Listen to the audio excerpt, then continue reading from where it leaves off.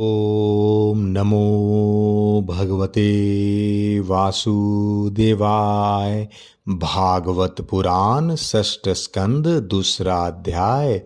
विष्णु दूतों द्वारा भागवत धर्म निरूपण और अजामिल का परम धाम गमन। श्री सुखदेव जी कहते हैं, परीक्षित, भगवान के नीति निपुण एवं धर्म का मर्म जानने वाले पार्षदों ने यमदूतों का यह अभिभाषण सुनकर उनसे इस प्रकार कहा। भगवान के पार्षदों ने कहा, यमदूतों, यह बड़े आश्चर्य और खेद की बात है कि धर्मज्ञों की सभा में अधर्म प्रवेश कर रहा है, क्योंकि वहाँ निरपराध और अदंडनीय व्यक्तियों को व्यर्थ ही दंड दिया जाता है। जो प्रजा के रक्षक हैं, शासक हैं, समदर्शी और परोपकारी हैं, यदि वे ही प्रजा के प्रति विषमता का व्यवहार करने लगे तो फिर प्रजा किसके शरण लेगी। सत्पुरुष जैसा आचरण करते हैं, साधारण लोग भी वैसा ही करते हैं। वे अपने आचरणों के द्वारा जिस कर्म को धर्मानुकूल प्रमाणित कर देते हैं, लोग उसी का अनुकरण करने लगते हैं। साधारण लोग पशुओं के समान धर्म और अधर्म का स्वरूप न जानकर किसी सत्य पुरुष पर विश्वास कर लेते हैं। उसकी गोद में सिर रखकर निर्भय और निश्चिंत सो जाते हैं। वही दयालु सत्य पुरुष जो प्राणियों का अत्यंत विश्वास पात्र हैं और जिसे मित्र भाव से अपना हितैषी समझकर उन्होंने आत्मसमर्पण कर दिया है, उन अज्ञानी जीवों के साथ कैसे विश्वासघात कर सकता है। यमदूतों, इसने कोटि कोटि जन्मों की पाप राशि का पूरा पूरा प्रायश्चित कर लिया है, क्योंकि इसने विवश होकर ही सही भगवान के परम कल्याण में मोक्षप्रद नाम का उच्चारण तो किया है। जिस समय इसने नारायण इन 4 अक्षरों का उच्चारण किया, उसी समय केवल उतने से ही इस पापी के समस्त पापों का प्रायश्चित हो गया। चोर, शराबी, मित्रद्रोही, ब्रह्मघाती, गृहपत्नीगामी ऐसे लोगों का संसर्गी स्त्री, राजा, पिता और गाय को मारने वाला, चाहे जैसा और चाहे जितना बड़ा पापी हो, सभी के लिए यही इतना ही सबसे बड़ा प्रायश्चित है कि भगवान के नामों का उच्चारण किया जाए, क्योंकि भगवान के नामों का उच्चारण से मनुष्य की बुद्धि भगवान के गुण, लीला और स्वरूप में रम जाती है और स्वयं भगवान की उसके प्रति आत्मीय बुद्धि हो जाती है। बड़े बड़े ब्रह्मवादी ऋषियों ने पापों के बहुत से प्रायश्चित कृच्छ्रवान, चंद्रायन आदि व्रत बतलाए हैं, परंतु उन प्रायश्चितों से पापी की वैसी जड़ से शुद्धि नहीं होती जैसे भगवान के नामों का उनसे गुम्फित पदों का उच्चारण करने से होता है, क्योंकि वे नाम पवित्र कीर्ति भगवान के गुणों का ज्ञान कराने वाले हैं। यदि प्रायश्चित करने के बाद भी मन फिर से कुमार्ग में पाप की ओर दौड़े तो वह चरम सीमा का पूरा पूरा प्रायश्चित नहीं है।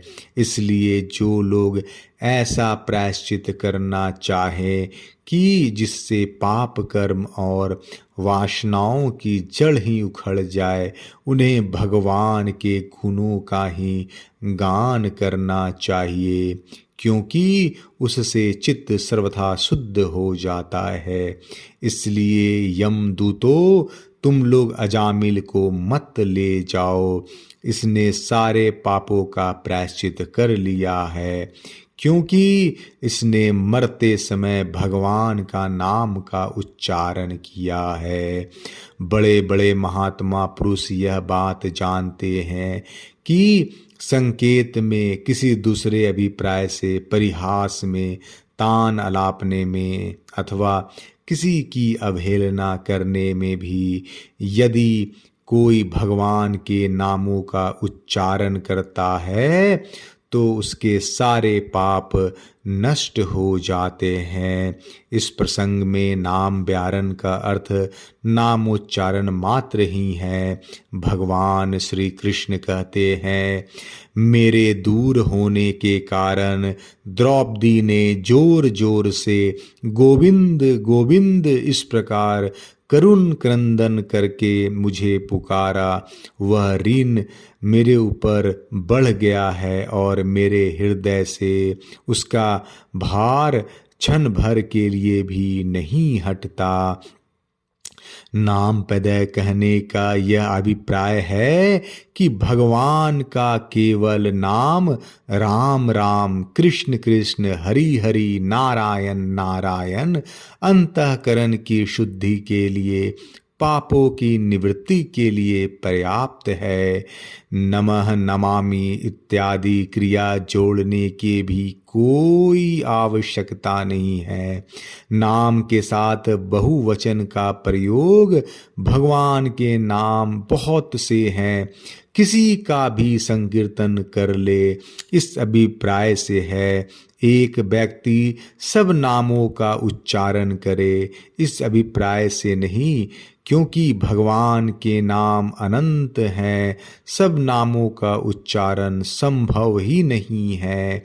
तात्पर्य यह है कि भगवान के एक नाम का उच्चारण करने मात्र से सब पापों की निवृत्ति हो जाती है। पूर्ण विश्वास न होने तथा नामोच्चारण के पश्चात भी पाप करने के कारण ही उसका अनुभव नहीं होता। पाप की निवृत्ति के लिए भगवान नाम का एक अंश ही पर्याप्त है।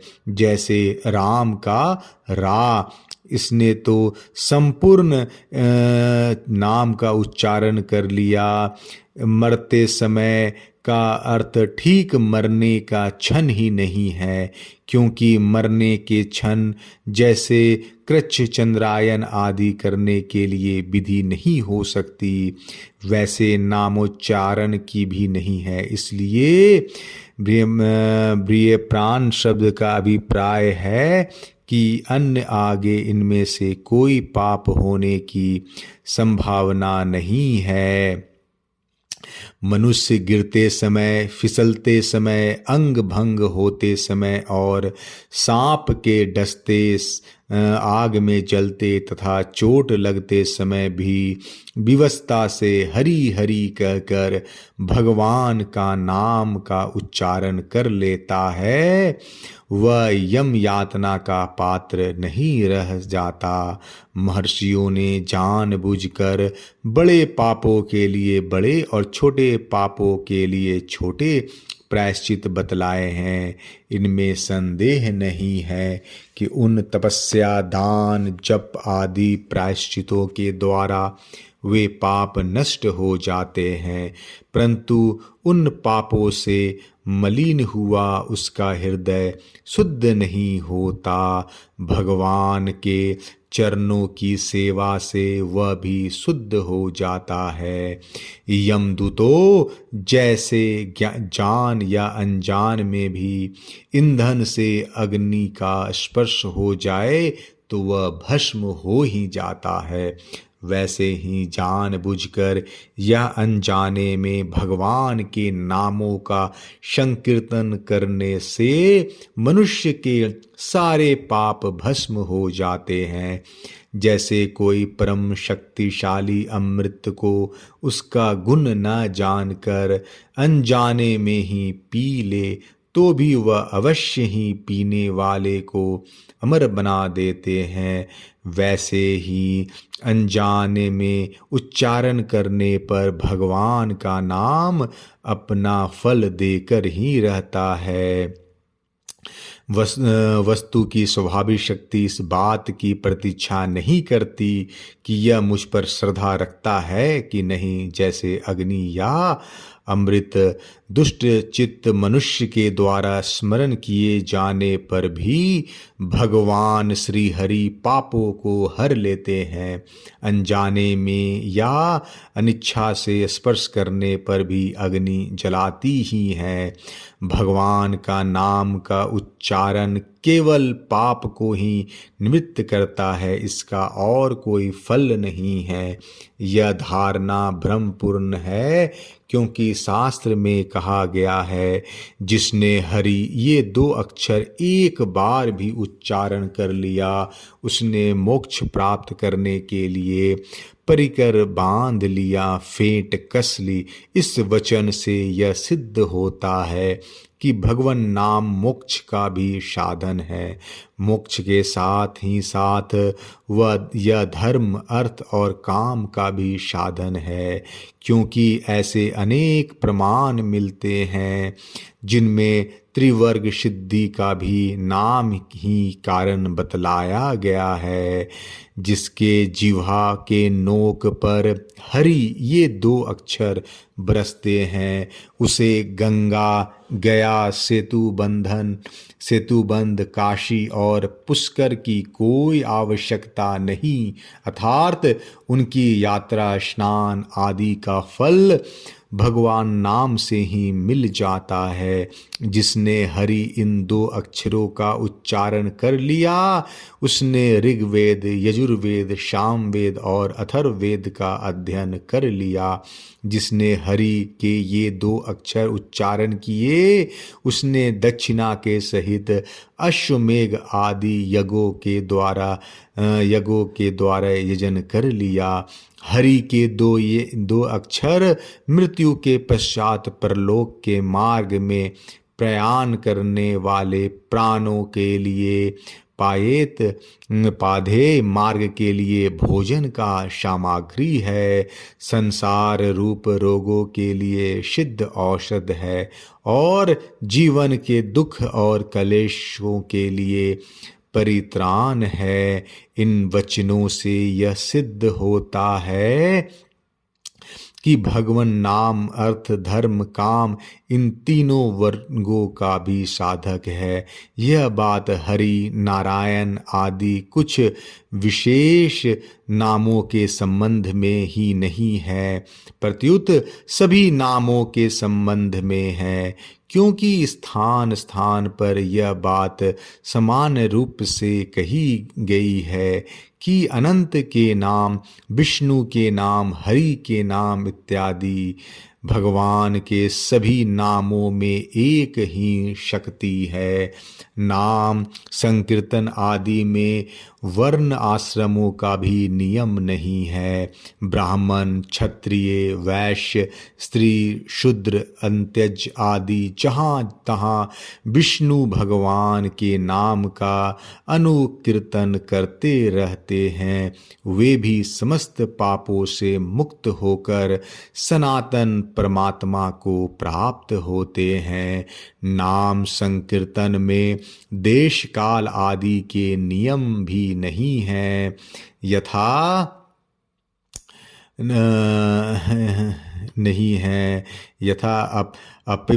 पवित्रो या सर्वास्थाम गतोऽपि पा।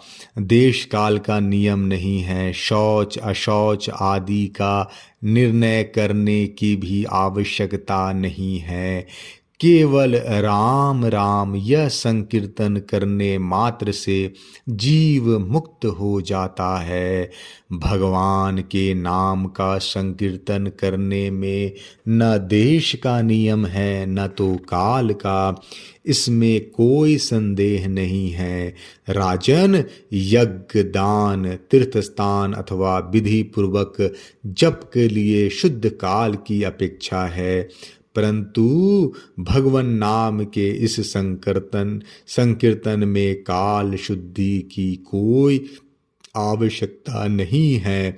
चलते फिरते, खड़े रहते, सोते, खाते पीते और जप करते हुए भी कृष्ण कृष्ण ऐसा संकीर्तन करके मनुष्य पाप के केंचुल से छूट जाता है। अपवित्र हो या पवित्र, सभी अवस्थाओं में, चाहे किसी भी अवस्था में, जो कमल नयन भगवान का स्मरण करता है वह बाहर भीतर पवित्र हो जाता है। जिसकी जिह्वा पर कृष्ण कृष्ण कृष्ण यह मंगलमय नाम नृत्य करता रहता है, उसकी कोटि कोटि महापातक राशि तत्काल भस्म हो जाती है।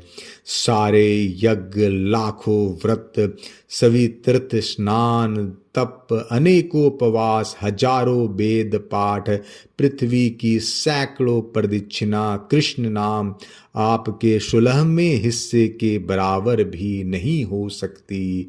भगवन नाम के कीर्तन से यह फल हो सो बात नहीं है, उनके श्रवण और स्मरण में भी वही फल है। दशम स्कंद के अंत में कहेंगे, जिनके नाम का स्मरण और उच्चारण अमंगलंगन है, शिव गीता और पद्म पुराण में कहा गया है।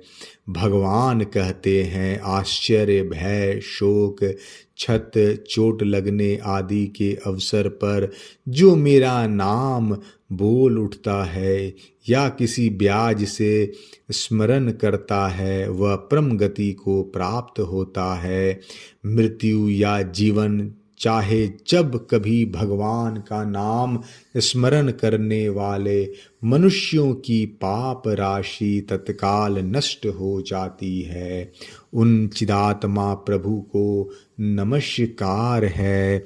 इतिहासोत्तम में कहा गया है, महामुनि ब्राह्मण देव भक्तराज के मुख से नरक में रहने वाले प्राणियों ने श्री हरि के नाम का श्रवण किया और वे तत्काल नरक से मुक्त हो गए। यज्ञ, यज्ञादि रूप धर्म अपने अनुष्ठान के लिए जिस पवित्र देश, काल, पात्र, शक्ति, सामग्री, श्रद्धा, मंत्र, दक्षिणा आदि की उपेक्षा रखता है, इस कलयुग में उसका संपन्न होना अत्यंत कठिन है। भगवन नाम संकीर्तन के द्वारा उसका फल अनायास ही प्राप्त किया जा सकता है। भगवान शंकर पार्वती के प्रति कहते हैं, संपूर्ण जगत का स्वामी होने पर भी मैं विष्णु भगवान के नाम का ही जप करता हूँ। मैं तुमसे सत्य सत्य कहता हूँ, भगवान को छोड़कर जीवों के लिए अन्य कर्म कांड आदि कोई भी गति नहीं है।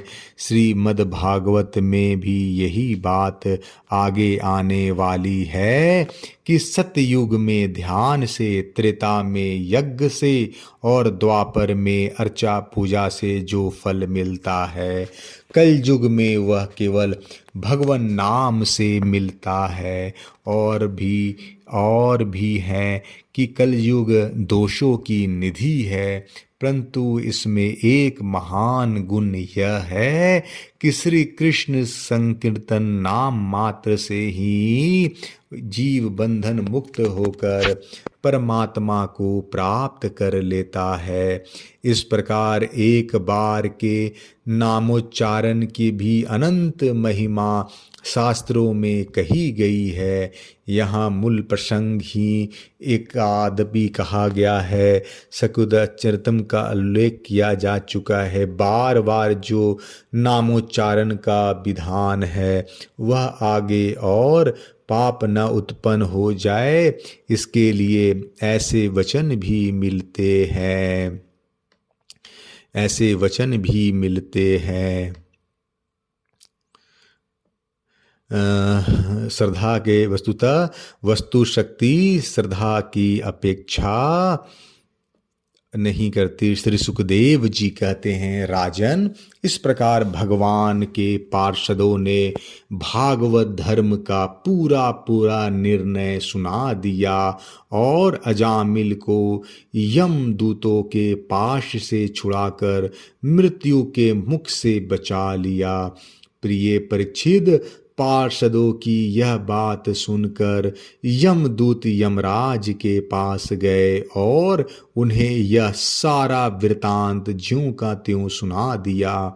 अजामिल यमदूतों के फंदे से छुड़कर निर्भय और स्वस्थ हो गया। उसने भगवान के पार्षदों के दर्शन जनित आनंद में मग्न होकर उन्हें सिर झुकाकर प्रणाम किया।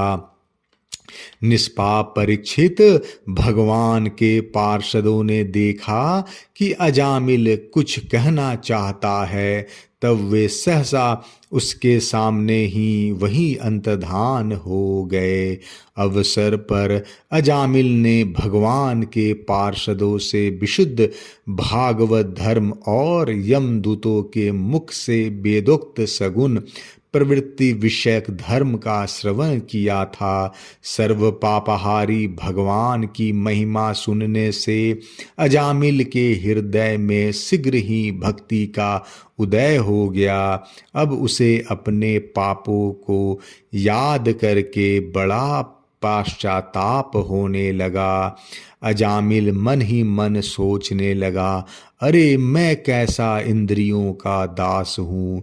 मैंने एक दासी के गर्भ के से पुत्र उत्पन्न करके अपना ब्राह्मण तत्व नष्ट कर दिया। यह बड़े दुख की बात है।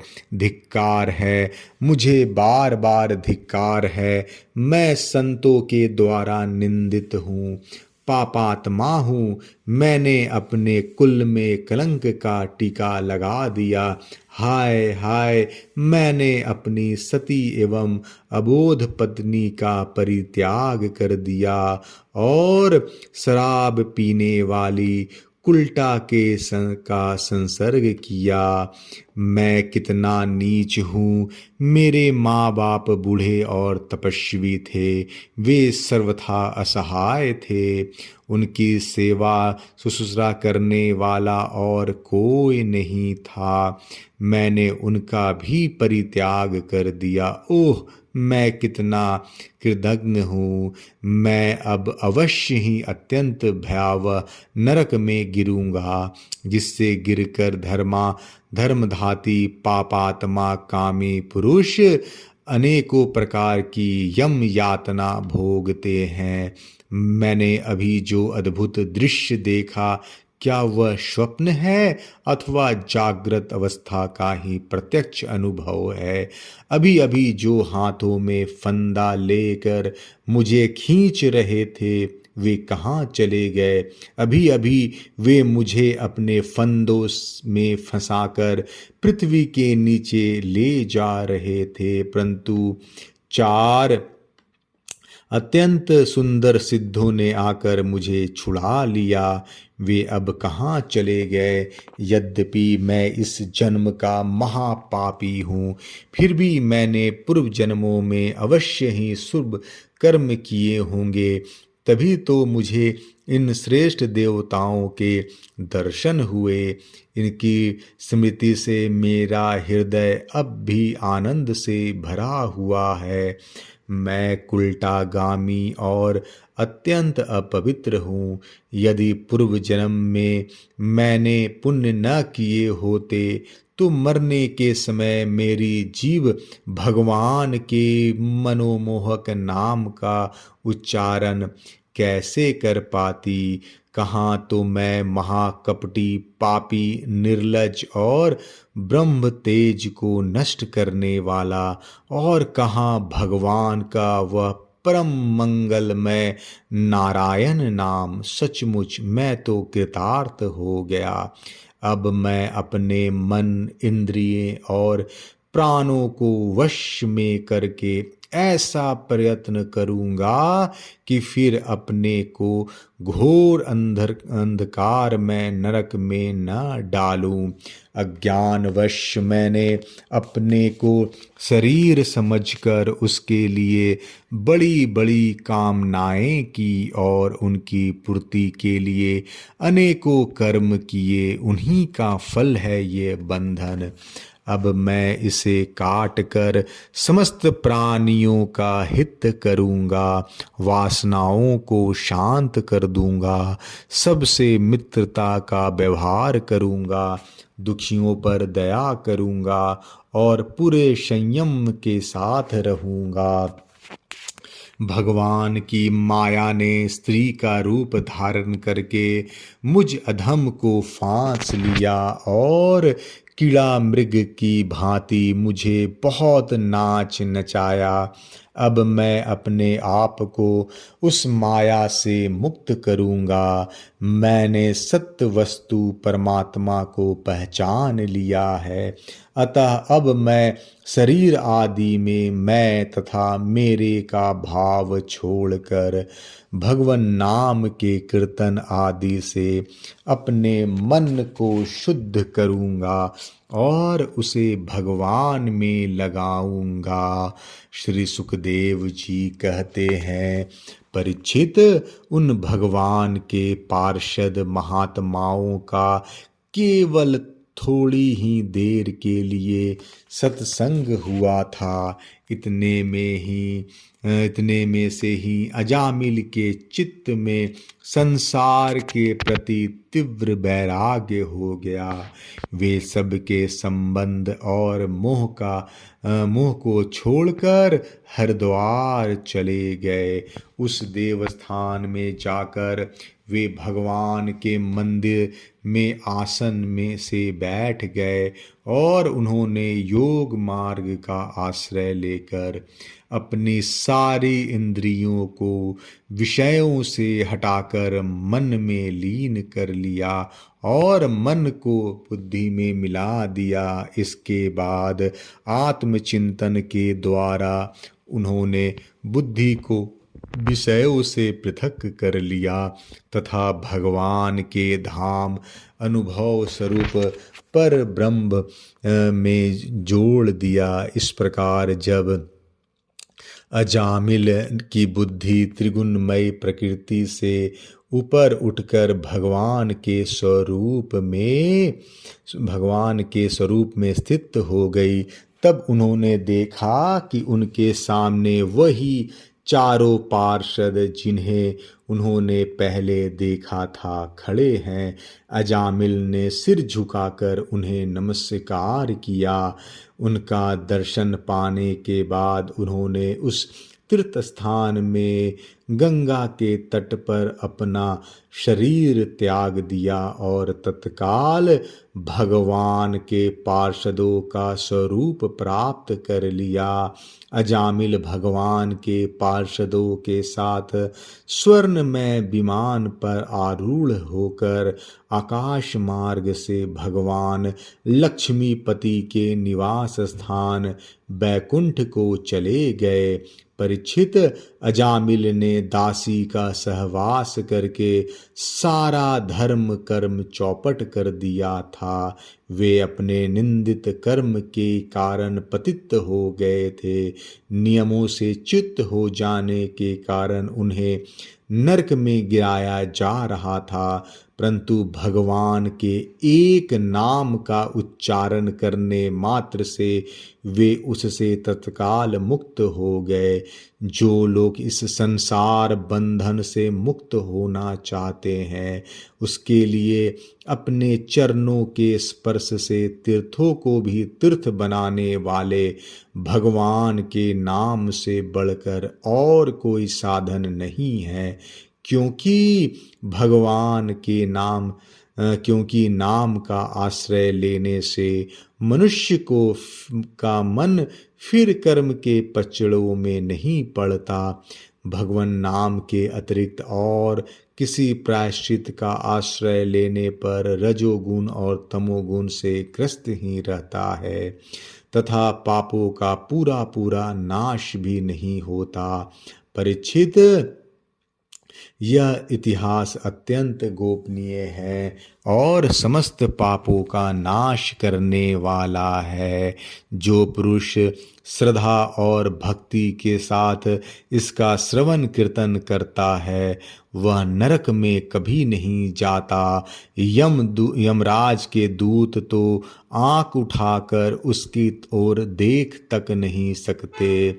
उस पुरुष का जीवन चाहे पापमय ही क्यों न रहा हो, बैकुंठ लोक में उसकी पूजा होती है।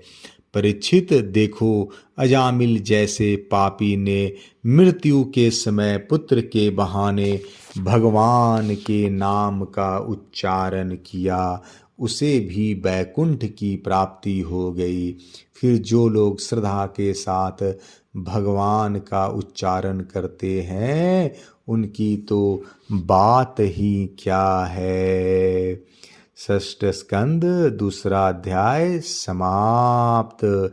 जय श्री कृष्णा।